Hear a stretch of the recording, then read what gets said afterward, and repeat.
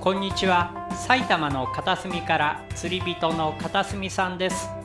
少し前に今行きたい埼玉の公園釣り場ベスト3という動画を公開しましたところ、大変たくさんの皆様にご視聴いただきました。ありがとうございます。そんな大好評の公園釣り場、埼玉県には他にもまだまだ釣りができる公園がある。今回はこのチャンネルで訪れたその他の公園の釣りの中から7つを選んでまとめてご紹介します。ゆっくりお楽しみください。1つ目は春日部市薬師沼親水公園です。釣りのできる公園、この日も多くの釣り人さんが訪れていますと。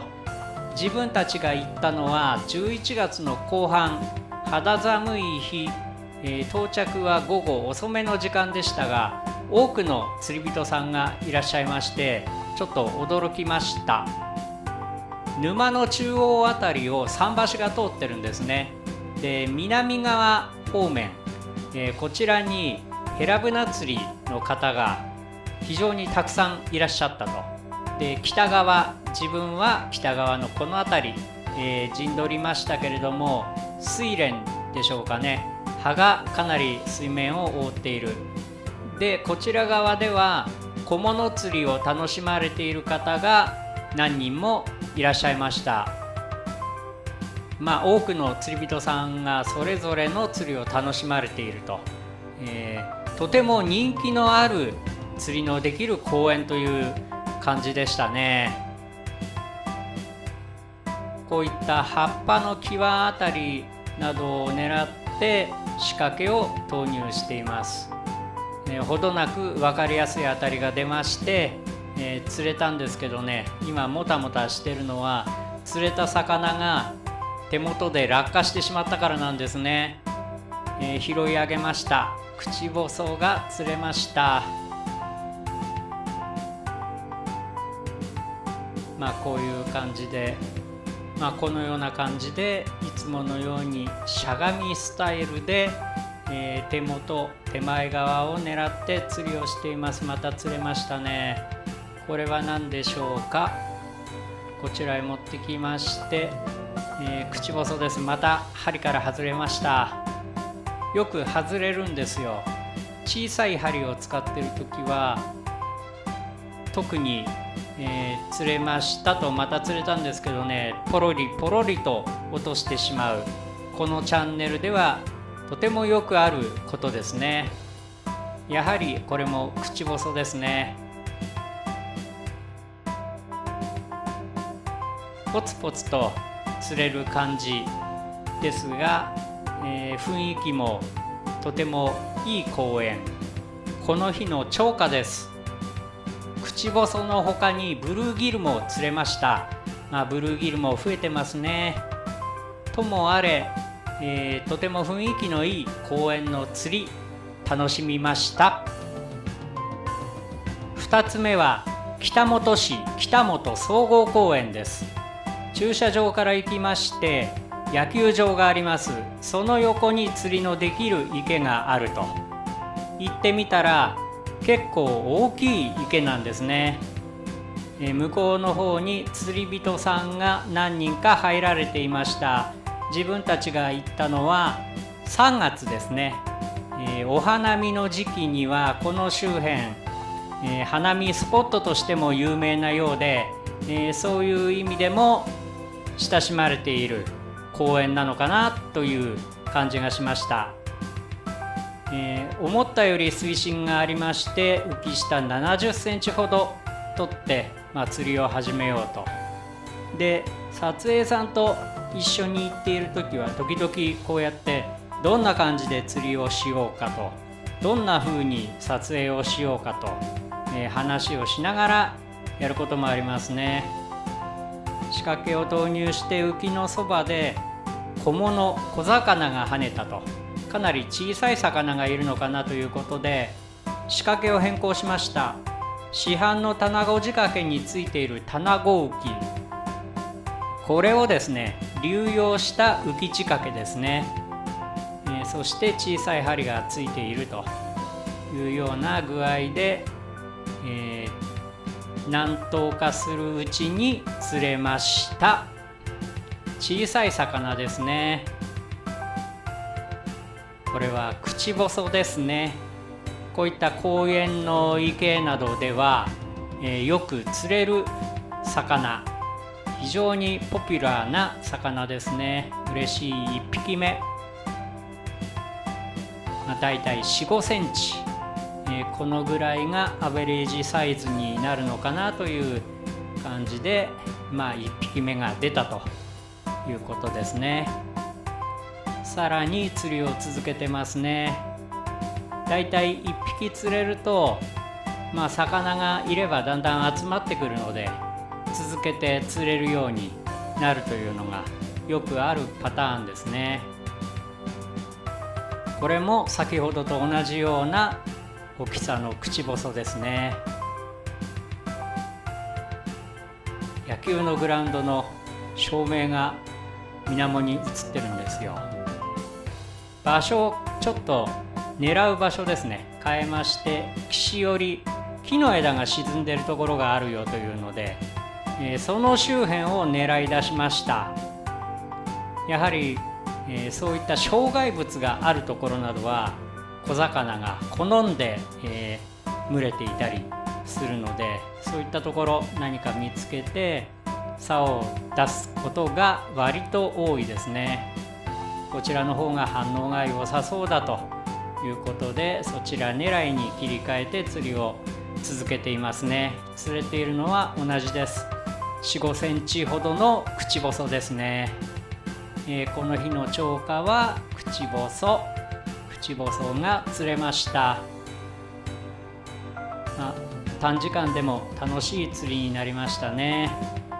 行ったのがちょっとね時間が遅かったので、すぐ暗くなってしまう夕方ということですね。リリースして終了となりました。で、当時時々こういった、エンディングにおふざけを入れたりして、こちらも楽しんでいたわけなんですが、今後も機会があればまた何かそういった企画もやるかもしれませんね。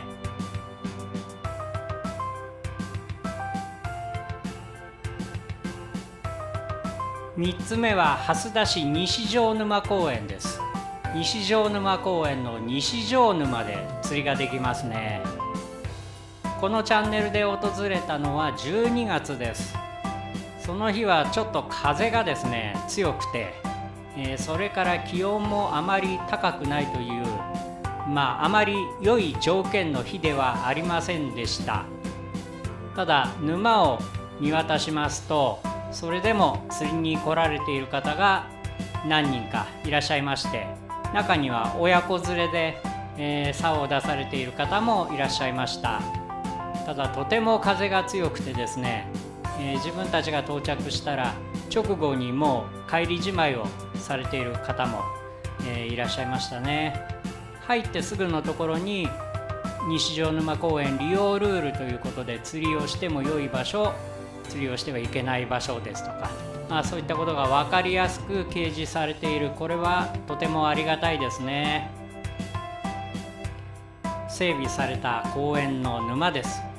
そしてこういった草際ですね、竿も出せますし、少し行くと杭が埋まっていて、こういった近辺なんかも小物釣りの良いポイントになると思うんですけれども、パッと見た感じはちょっと魚の気配がない、小魚が泳いでいるのが見えないということで、少しポイントをどこにしようかと歩いていくと、奥の方にですね、睡蓮の葉が、水面を覆っているような場所がありまして、その近辺でちょっと釣りしてみようかなということで準備を始めますね。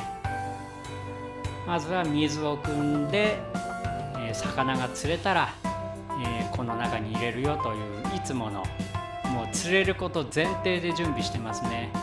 で、仕掛けを投入し続けたんですけれども、ちょっと条件が良くなかったのか反応がありませんで、あまりにも風が強いし、ちょっとこの日は何もなしで断念しました。冬場はもしかしたら岸寄りに小魚はいないかもしれません。またもっといい時期にですね、ぜひ釣りに行きたい場所ですね。4つ目は鴻巣市川里中央公園です。川里中央公園、その中に楠沼弁天池というところがあるんですね。そこで釣りができます。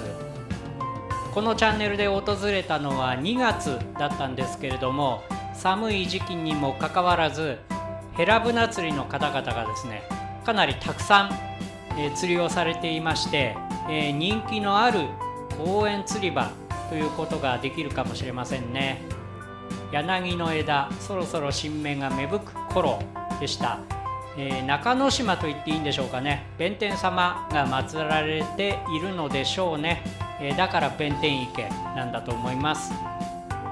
釣り禁止区域というのが少しありまして、ペットボトルをつなげて仕切りがしてあるんですね。ここがどうも釣り禁止ということで、その外側にある、これは杭なんでしょうかね。木の周辺を狙って釣りをしようということで準備をします。ここまでは片隅さんが撮影していましたが、ここから撮影さんに、チェンジ交代します。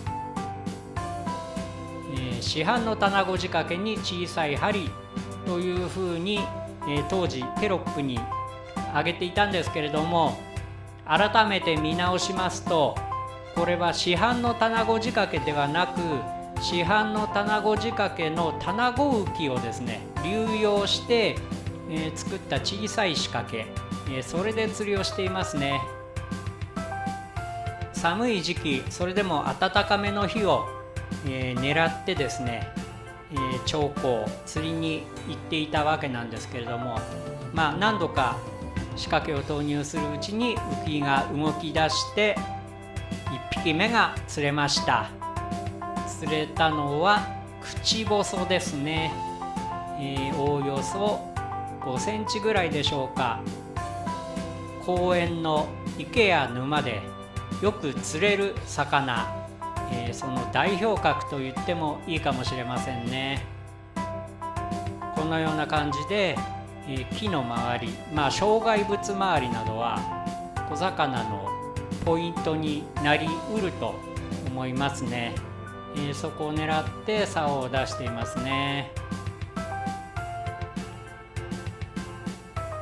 また浮きが動きまして、釣れました。これも口細ですね。同じようなサイズの口細が続いています。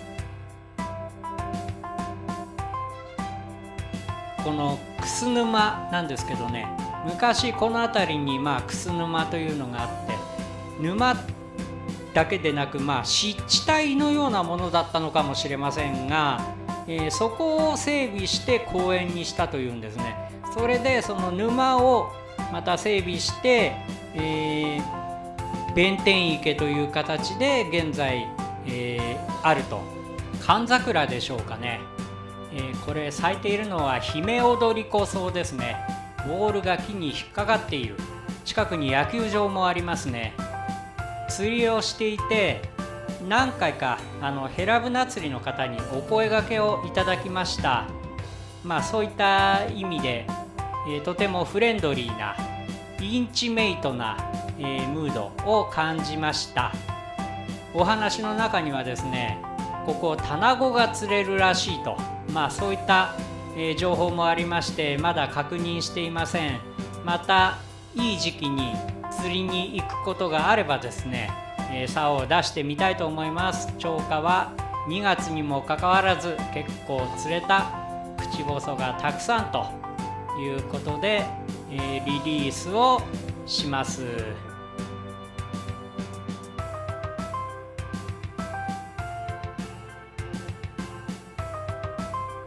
場所が変わりまして、ここは新河岸川放水路、真冬2月釣りをしたんですが、何の反応もなし。そうすると対岸にいたはずの猫がですね、こちら側へ渡ってきたんですね。そしてこうやって振り向く、釣れないにゃーと、何か道案内をしてくれているような感じで、ゆっくりと歩いていく。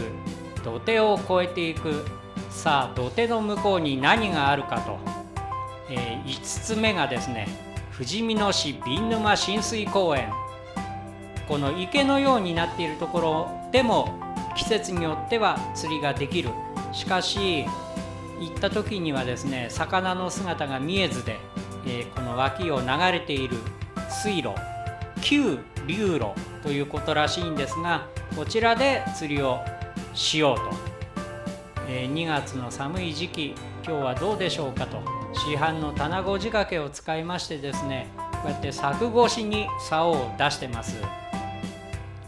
狙い目になるのは、水路の中に草が生えてるんですね。草なんていうんですかね。その周辺狙いがやっぱり、障害物があるところが小魚の居つきやすい場所ということで、何度かやってるうちに釣れました。この日1匹目の釣果、が上がりまして、これがタモロコでしたね。特に寒い時期釣れるっていうことは貴重ですし、最初の1匹はやっぱり嬉しいですね。そしてここの公園はですね、他の公園と違いまして駐車場がないんですね。で、以前は土手のところの路肩に車を止められる感じだったんですけど、昨年通りかかった時にはそこにバリケードが、されていまして、ちょっと駐車が難しいと、ですのでお車で行かれる場合は離れた場所に車を止めて歩いていく感じになりますかね。ちょっと場所を移動していますね。この日釣りに行った時にですね、常連とおぼしき方が、何人か釣りをされていた。その方たちが帰られたので、その方たちが釣っていた場所でちょっと竿を出してみようと。で、常連さんは椅子を持ってきまして、こうやって柵越しではなく柵の隙間に竿を入れまして、そこで釣りをされている感じでしたね。やっているうちにまた釣れました。追い川ですね。追い川が釣れたと。寒い時期でもできれば暖かめの日を選んでということになりますかね。釣りに行って、釣果はこの時は3種類8匹でしたが、真冬でも釣りが楽しめた瓶沼親水公園の、釣りの模様でしたね。寒い時期は、防寒もしっかりして釣りを楽しみたいですね。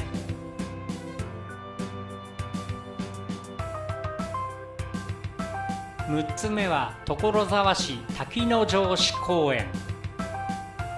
このチャンネルでは2回釣りに行っていますね。これは2回目、4月に釣りに行った時の動画です。隣を柳瀬川が流れているんですよね。滝野城という城の跡、その周辺を整備して公園にしたと、そういうことのようですね。ここに池がありまして、行ってみましたところ、この時たくさんのオタマジャクシが泳いでいました。なかなかですね、オタマジャクシもたくさん見るっていう機会が減っていますね。これはメダカなのか何なのか、小さい魚が表面水面を泳いでいると、もう帯状にオタマジャクシが群れている、オタマジャクシの池という印象が非常に強いですね。なかなか見られない光景かなと思いました。使う餌はいつものタゴグルテン、そして仕掛けは市販のタゴ仕掛け 1.2 メーターで手前の方を狙う感じです。平日に行ってるんですけれども、10人ほどの釣り人さんがいらっしゃいましてですね、船を狙っているのか、あとは小物を狙っているのかという感じで、にぎわっていましたですね。狭い池なんですけれどもね、とても人気があるということでしょうね。何度かこう竿を出しています。最初はやはりなかなか反応がないと。ですがだんだん浮きが動き始める、よくあることですね。そしてこの水面にですね、桜の花の散った後、花のゴミがですねかなり浮いているんですよね。やっと1匹目が釣れたよということで、釣れたのはクチボソですね。小さめのクチボソが釣れました。もうオタマジャクシの群れがどんどんこう移動してくるんですね。これがなかなかすごかったですね。もう本当その印象が強い池ですね。もうゴミが表面にかなり水面にあるので、仕掛けを投入してもなかなかうまく仕掛けが沈んでいかないというね、そういう感じで難儀をしながら釣りをしていましたですね。すっと浮きが引き込まれまして、また釣れました。これもクチボソですね。ちょっと小さめ、3センチ4センチぐらいですかね。そういったクチボソが揃いました。これはこれでなかなか楽しい釣り、そしてオタマジャクシたくさんを見られてとても面白かったですね。7つ目、川越市貝沼瓶沼公園。ここは木道が設置され、芝生も整備されているとても綺麗な公園ですね。木道の切れ目から水辺の様子を伺ってます。魚いるかなという感じですかね。ここから木道を外れて水際へ行きますね。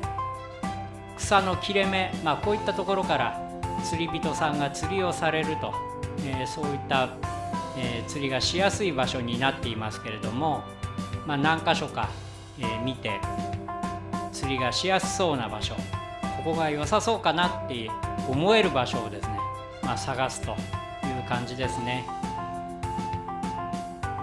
そしてこの日はここが良さそうということで、腰を落ち着けることにしました。釣りを始めたら、日が差してきましてですね、この日は8月、天気予報でこの日は日中の気温がその夏一番暑くなるのではないかと言われるぐらいに、気温の高い日だったんですね。だからもう日差しが強烈、とても暑かった。そのせいか、いつもはどなたかいらっしゃるですね、ヘラブナ釣りの方がお一人も見えなかった、そんな記憶がありますね。ただ魚の活性は高くて、もう1投目から何か釣れました。釣れたのはこれはスゴモロコですね。この貝沼瓶沼公園のあたりは瓶沼川に対し旧瓶沼ということのようですね。瓶沼川と水門で隔てられるという感じなんでしょうかね。それで他の公園の池や沼とちょっと違う感じがありまして、その水門を開け閉めする関係だと思うんですけれども、秋遅い時期に様子を見に行ってみましたところ、水がもうほとんどないような、感じ、減水しているんですね。ですからちょっと釣りはできないんじゃないかなと。